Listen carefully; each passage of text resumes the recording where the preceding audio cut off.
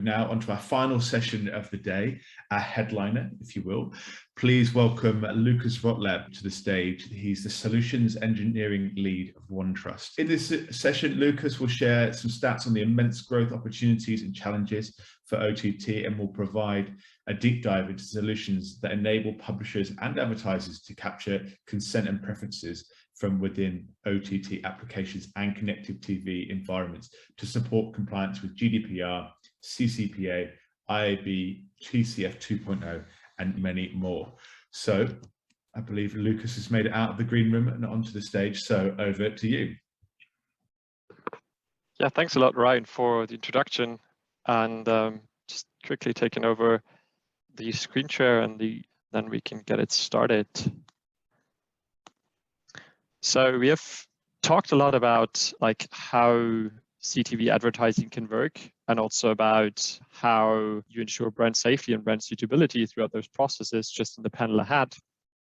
Now, what I would like to touch base on is what is actually the prerequisite for conducting targeted advertising in the CTV space, and that is collecting valid user consent and preferences. So in today's last session, we will have a look at how can we actually collect consent and preferences in the CTV application to ensure that we can conduct targeted advertising and other known concepts that are already used in the web and mobile app atmosphere. Just quickly to introduce myself to the audience, for everyone who I haven't met so far, I'm Lukas. I'm leading the solution engineering team for preference choice at OneTrust, where it's basically all about consent and preference management, and where we help our customers to understand the CTV landscape, to understand the requirements, and to also, obviously provide a software that helps you to collect valid user consents, streamline those consents to the ad tech side. What I would like to talk about today is first a very short look at the technology landscape. We have touched base on this in quite some other sessions throughout today's event already, so I'm going to keep that short. Then I'll move on to some common use cases that we see from a privacy perspective when it comes to collecting consent and preferences in CTV applications. And then we will also have a little time at the end to answer your questions in regards to that. So feel free to use the Q&A box throughout the session. And at the end of the session, I'll be more than happy to answer all of the questions that came up. So let's start with the actual technology landscape and also some consumer expectations that are going along with that. First of all, you're probably all well aware of the different initiatives that especially the walled gardens have started. Google has decided to not deprecate third-party cookies as early as they initially announced, but they will still do it at some point of time, and they would probably also introduce the concept of flock, the federated learning of cohorts, at some moment of time. Apple has launched some initiatives recently, with the ITP being quite an old initiative already, that step by step has basically also removed third-party cookies in Safari and also limited the lifetime of first-party cookies.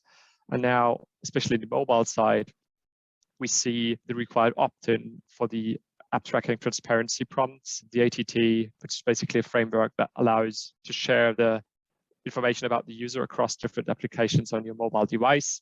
And also Facebook has had some initiatives like the LDU, the limited data usage options, and so on. So there's quite a lot of traction in that market, in that general market. And especially there's a lot of traction when we talk about CTV only, because it becomes a new normal that we have multi-device consumers. So those are statistics now from the US, but it's actually very similar in the European area. The kind of user that only has one device is dying. So there's the majority of users who have more than one device when going online. And that's not just maybe a desktop device and a mobile device like a smartphone or tablet, but it also increasingly becomes to be CTV devices. You can also see that in the statistics of how many people are using video on demand services like Netflix, Amazon Prime, and so on. But of course, there's also many other CTV applications that become more and more important. And the big screen is a market that is just growing and growing on the online and on-demand content. So it's also expected to increase rapidly over the next years. However, there's also some challenges that we see, particularly in the CTV area. So when we look at the mobile market, it's actually quite easy. We have Apple and we have Android. So we generally have two major operating systems with iOS and the Android operating system, and then a couple of development frameworks used for the app development. However, those are not like dramatically changing the way how you need to implement content and preference management, because the underlying operating system is always the same. However, in the CTV, or also how it's sometimes referred to be the OTT market, over the top, so depending on what kind of notations and wording we use here, this is much more fragmented. So we see a lot more different devices with different operating systems. We have, of course, also with Google and Apple, the two mobile players in that market. Google offering like Android TV and Fire TV, which is on an Android operating system basis. Apple TV with its proprietary operating system here, which is called TVO. However, this is on an iOS basis as well. Well, it's not limited to Google and Apple. We also see, for example, Roku, or also many HTML5 based operating systems, like all of the operating systems of different TV manufacturers that might not use an Android operating system, for example. So we see Samsung as one of the biggest manufacturers there with its operating system Tizen. We see LG, and we also see stuff like Xboxes and PlayStations that generally offer a market for us to also conduct targeted advertising.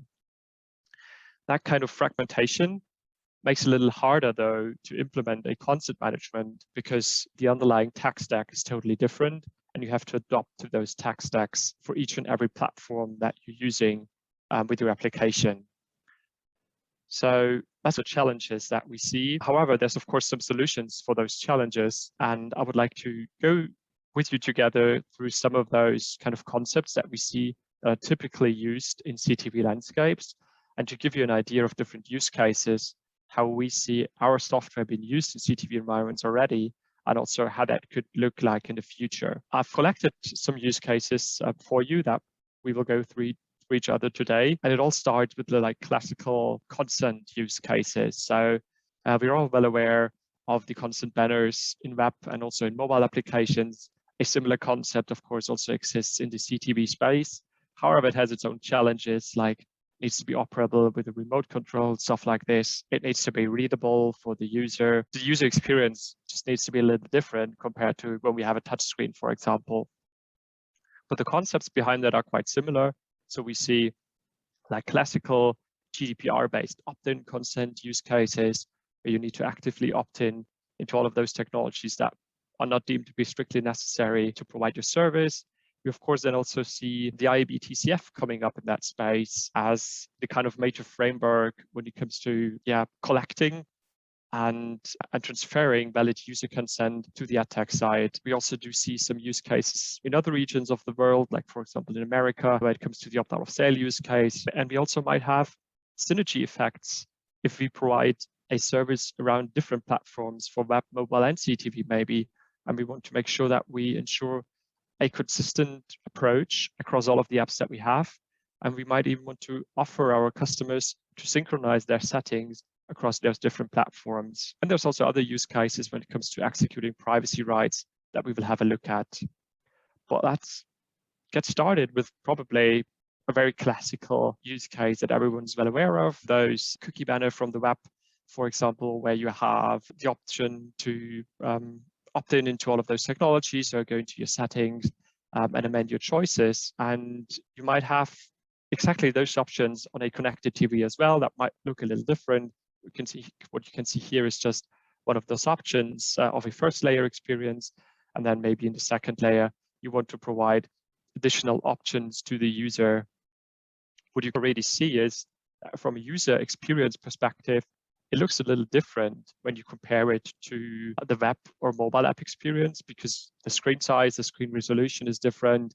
The kind of distance that you as a user have to the screen is different. So the UI needs to be different to adopt to that specific scenario. However, this still enables the user in the same to make granular choices based on their preferences, like you're used to do it from the web and mobile app side of the things. That, of course, also works in conjunction with the IAB TCF framework. So you can also collect valid user consent in terms of the IAB TCF and streamline that further to the vendor side to make sure that the consent string is passed on, and then all of the information that is relevant for the TCF is disclosed on the first layer, as well as then also on the second layer where you have the more like granular choices in terms of the different purposes and features that the IAB TCF defines, or maybe even stacks if you're using those. But of course, also like the option to look into the global vendor list to see all of the different vendors that the publishers working together with, to see the different purposes each vendor is serving, and to also have a look at the legal basis that is used, whether it's consent or legitimate interest or both for certain purposes. So it's pretty much the same concept that we already know and offering the same options that from web or mobile CMP, but with a UI that is really optimized for the CTV landscape, and that is operable via the remote control. There's also different thoughts to that we are currently working on, like, for example, providing a QR code for any user who wants to provide their choices like this, scanning that QR code and then being able to just set the preferences on maybe a mobile device that is, from a user experience perspective, a little bit easier to navigate in compared to a big screen. In the background, it also happens quite similar to what everyone is already used to. So our CMP just collects the user consent and then makes sure that this user consent is passed on automatically to third parties through frameworks like, for example, the IAB TCF, or also via direct integration, depending on what kind of advertisers you're using and how those advertisers are integrated into your application. And of course, you can also use that consent locally in your application if you like. So typically it gets stored in local storage as well, so that you can access it at any point of time and make some tweaks to your application based on the user selection as well. That's like those use cases that we typically see in Europe. Of course, we also have the US as a big market for many European publishers as well. And we mainly see that do not sell my personal information concept residing from the CCPA in California. That is basically just providing the user with an opt-out option, for example, for personalized advertising. And that's of course also supported and can also be geo-targeted to your users who are coming from the US rather than maybe coming from Europe. Important is now that all of what we have seen in terms of the UI is not something you need to develop on your own, but it's really something that a CMP provider is providing you to configure and then simply integrate into your existing CTV applications. So at OneTrust, you can simply configure the UI of this CTV CMP in the same way as you would configure the UI for your web CMP or for your mobile app CMP. So there's no need to develop your own UI. We're doing this by generating a parameterized SDK, a native SDK for all of the different CTV platforms and operating systems, right through the OneTrust platform UI. And then when we look at the kind of communication dependencies here, that SDK is sitting in the middle between our actually backend application and the OTT or CTV environment that you're providing in your CTV application. And it basically helps you to render the UI that was defined in the OneTrust platform on the OTT or CTV device, and offers the choice to the user. And whenever the user makes any changes or confirms the initial consent, we're passing back this information to the SDK, and the SDK helps us to save those preferences into the local storage of the device and also back to the OneTrust platform if needed. That helps, of course, to keep an audit-proof record of consent when we have it back into the OneTrust platform, but it also helps you to gain insights into the consent statistics, which is very important to understand how are users behaving on that banner. Can you optimize yourself maybe? And do you see different behaviors from different like regions in the world, from different countries, or from different platforms maybe? So that lets you analyze all of this consent data. And if you wish, it also lets you store the consent information against an actual user profile or identifier, which can then be enriched with other consent information. Or it also helps us to enable cross-device consent scenarios, where basically the consent information that you, for example, provide in a mobile app environment as a signed-in user in the mobile application are seamlessly synchronized to the CTV environment where you're logged in with that same user, and you're rather informed as a user that your settings have been synced than needing to go through all of those settings again and make the same choices that you have already provided. So from a user experience point of view, a very seamless user experience. That is also, I think creating a better user experience and allowing you to show that you're valuing your users' privacy across all of the devices that they're using. What you can do on top of that is, for example, also provide the option for your users to let them decide which devices should be included in this synchronization. So you can identify and say, those are all of the devices where you logged in with your account. Do you want to synchronize the consent information across all of those devices? Or would you like to maybe exclude a specific device? Particularly in CTV, that might make sense because we see that TVs are quite frequently used more as a household device and not as a personal device. Like we see that for smartphones or tablet, for example. So you might want to have different settings on the TV compared to your mobile device. And this option, of course, allows to have different settings if you wish, or it also allows to synchronize the settings across all of those devices if you like.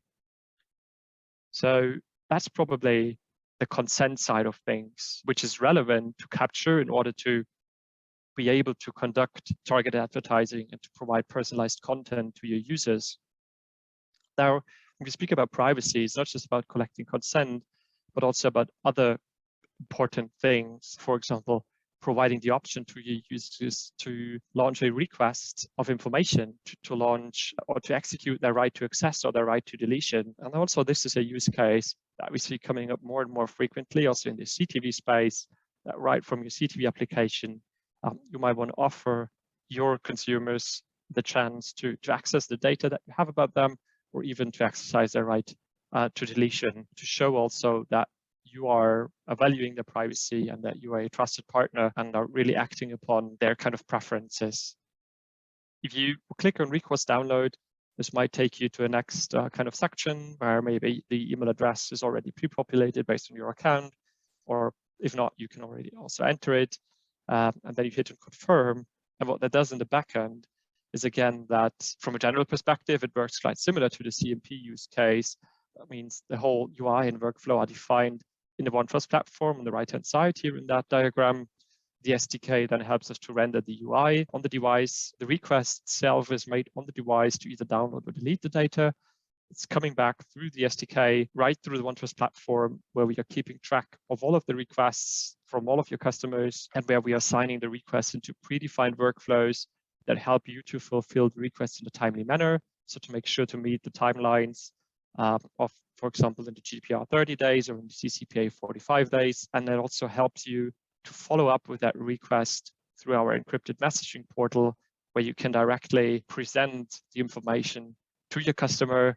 They can have a look at the communication you have facilitated with them, and they can also directly download the data here in terms of an access request, or just receive the confirmation in terms of a deletion request. So a totally different use case, but also something that becomes more and more relevant in the CTV space, and something that we have seen coming up also in discussions with our clients and prospects more and more frequently.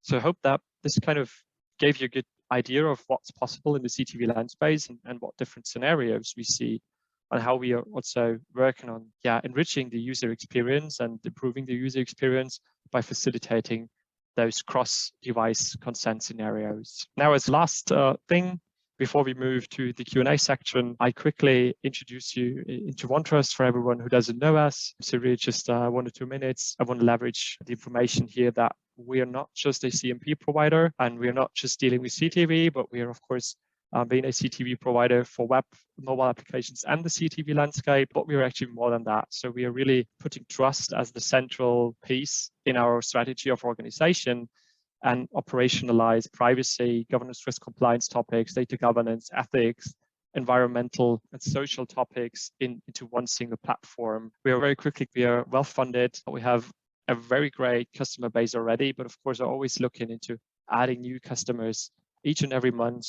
And you have quite a significant amount of employees already that help to develop all of those solutions that you have seen. A specific number that I would like to point out here is that 40% of our employees are working in product R&D.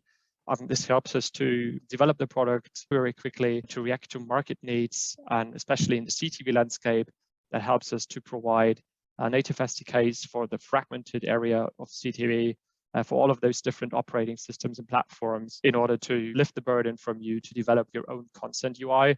Rather, you could just configure it in OneTrust and place it into your application, and you have an out-of-the-box consent management solution ready to use.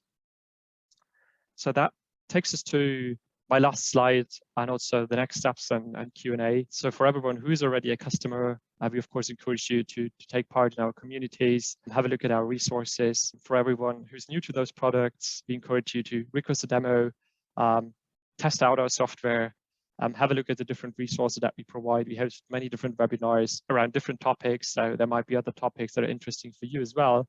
Or you're of course more than welcome to join different LinkedIn groups and newsletters, or get in touch with me directly as well, if you like, or if you have any questions that we weren't able to answer throughout today's demonstration. So I'll have a look at thanks, Lucas, for that.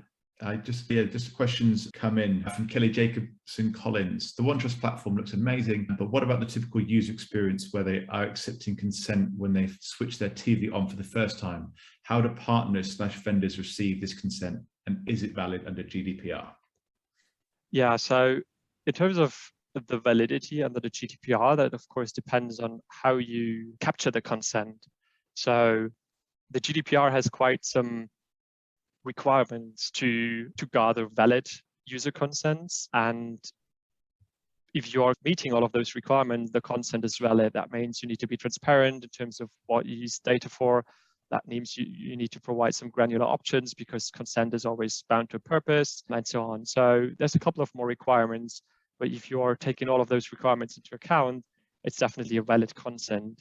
In terms of how you pass the consent on to your third parties or vendors that you work with, that of course depends on whether those vendors are part of the IAB TCF framework. So if they are an IAB TCF vendor, then it's quite easy because it all works pretty much the same as we already do that in the web and mobile app environment. So we have the standardized IAB TCF consent string that we as a CMP are generating, and you can simply query that consent string and find out about the detailed consent for specific partners or vendors. And based on that information, you can then decide if you're allowed to place target ads or not. If it's a partner or third party that is not part of the IAB TCF framework, there's also solutions to do that. So generally speaking, what the CMP does is it captures the user consent and stores the consent in a way that you can easily retrieve this consent information at any point of time.